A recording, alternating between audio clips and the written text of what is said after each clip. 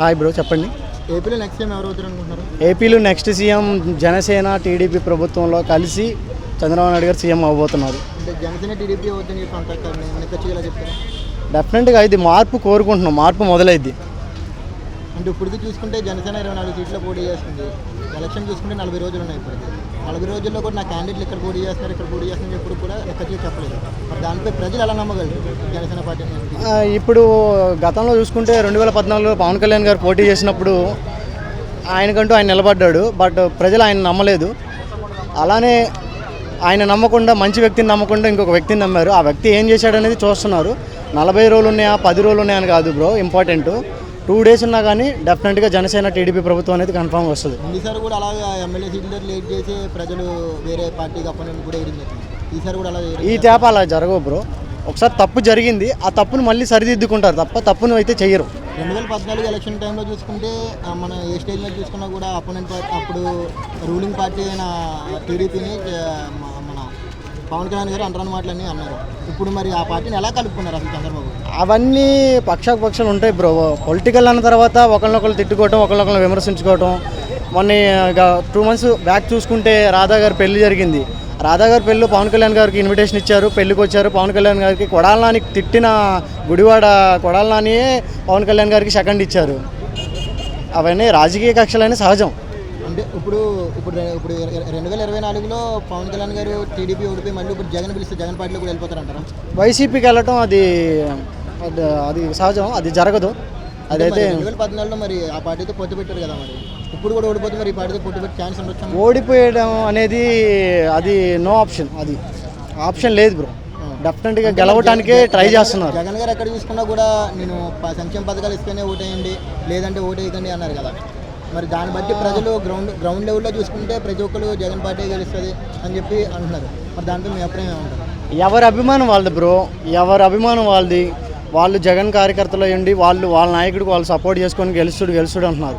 కానీ మేము ఒక డెవలప్మెంట్గా చూసుకుంటే మాకు ఒక విజనరీ లీడర్ కావాలి, మాకు ఒక డెవలప్మెంట్ కావాలని మేము చూసుకుంటున్నాం. సర్వే ప్రకారం చూసుకున్నా కూడా గ్రౌండ్ లెవెల్ అంతా జగన్కే ఫేవర్ ఉంది. లేదు, ఇండియా టుడే సర్వేలో చూసుకుంటే టీడీపీ జనసేనకే చూపిస్తుంది ఎక్కువ. జగన్కి గ్రౌండ్ లెవెల్ అంటే పల్లెటూరు సైడ్ మొత్తం అంతా జగన్ ఫేవర్, మాకు అన్ని పథకాలు వస్తున్నాయి, అమ్మఒడి కానీ. పల్లెటూరులో ఎలా ఉంటారంటే అన్ఎడ్యుకేటెడ్ పీపుల్స్ ఉంటారు, చదువుకోని వ్యక్తులు. వాళ్ళు ఏంటంటే ఏదో 1-2 కామించుకొని ఏదో చెప్తారు. ఇప్పుడు చదువుకున్న వ్యక్తికి చదువులేని వ్యక్తికి తేడా కనిపిస్తుంది కదా. చదువుకున్న వ్యక్తి డెవలప్మెంట్ ఏంటి కంపెనీ, ఈ కంపెనీలో ఏ జాబ్స్ ఉంటాయి, ఎలా జాబ్ చేయాలి అనేది ముందుకు వచ్చి మాట్లాడతాడు. మీ ఎమ్మెల్యే పనితీరు ఎలా ఉన్నారు? మా ఎమ్మెల్యే ప్రజెంట్ మండుతోగ జగన్మోహన్ రావు. ఆయన పనితీరు అసలు బాగాలేదు. వాళ్ళ అన్నదమ్ముళ్ళు 2 ఉంటారు, అరుణ్ కుమారు, మండుతోగ జగన్మోహన్ రావు అని చెప్పి. తమ్ముడు వచ్చేసి ఎమ్మెల్సీ, అన్న వచ్చేసి ఎమ్మెల్యే. Bye Vasool brothers. డెఫినెట్గా మీరు ఇది ఓడిపోతున్నారు, మీరంటూ గెలవటం కష్టం. అంటే కనీసం ప్రజలు సంక్షేమం తీసుకుంటున్నారంటారా? సంక్షేమ పథకాలని ఎవరికి అందిని బ్రో? అంటే ప్రజల్లోకి వచ్చి తిరగడం అటువంటి ఏమైనా జరిగాయంటే 4 సంవత్సరాల్లో? ప్రజల్లోకి వచ్చి తిరిగారు, కానీ ప్రజలు వాళ్ళని వ్యతిరేకిస్తున్నారు. మీరు ఏం సంక్షేమం చేశారు, మీరు ఏం అభివృద్ధి చేశారని చెప్పి వాళ్ళని వ్యతిరేకిస్తున్నారు. మీ నియోజకవర్గంలో ఇది మీ సొంత సమస్య లేకపోతే ప్రజల సమస్య? ప్రజల సమస్య, సొంత సమస్య అయితే కదా. ఏ సమస్యలు ఉన్నాయి ప్రజల సమస్య? ఇప్పుడు వైసీపీ కార్యకర్త అయితే వైసీపీకే చేస్తున్నారు. గవర్నమెంట్ నుంచి వచ్చే పథకాలు ప్రజలందరికీ అర్హులే, ప్రజలందరికీ ఇవ్వాలి.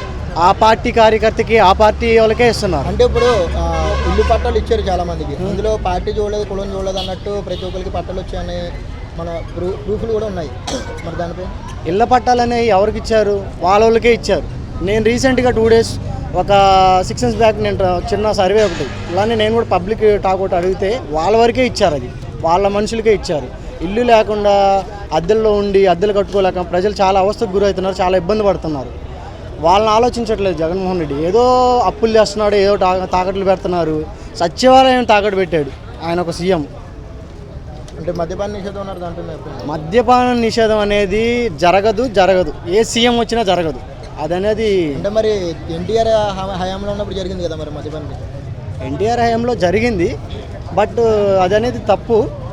బట్ ఎన్టీఆర్ మళ్ళీ దాన్ని ఆమోదించాల్సి వచ్చింది. చంద్రబాబు వస్తే మద్యపాన నిషేధం జరుగుతుంటారా? మద్యపాన నిషేధం అనేది జరగదు, మంచి మందు అనేది వచ్చింది. మొన్న స్టేజ్ మీద చూసుకుంటే మందు రేట్లు అన్నీ తగ్గించేస్తాము, అని కూడా చెప్పారు. అని చెప్పాడు. దానిపై మరి పిచ్చి పిచ్చి మందు తయారు చేస్తున్నారు బ్రో. లిక్కర్ ఫీల్డ్లో 8 సంవత్సరాలు వర్క్ చేశాను నేను. ఆ ఫీల్డ్లో నాకు తెలిసిందైతే గతంలో చూసుకుంటే, గత ప్రభుత్వంలో చూసుకుంటే మంచి మంచి బ్రాండ్లు ఉన్నాయి. ఈ బ్రాండ్లన్నీ తెచ్చింది చంద్రబాబు నాయుడే కదా. ఈ పిచ్చి పిచ్చి బ్రాండ్లు తెచ్చింది YS Jaganmohan Reddy. Boom boom అనేది చంద్రబాబు బ్రాండ్, బూమ్ బూమ్ అనేది చంద్రబాబు బ్రాండ్ కాదు. మెడల్ కూడా చంద్రబాబు నాయుడు, ప్రెసిడెంట్ మెడల్ చంద్రబాబు నాయుడు అని కాదు.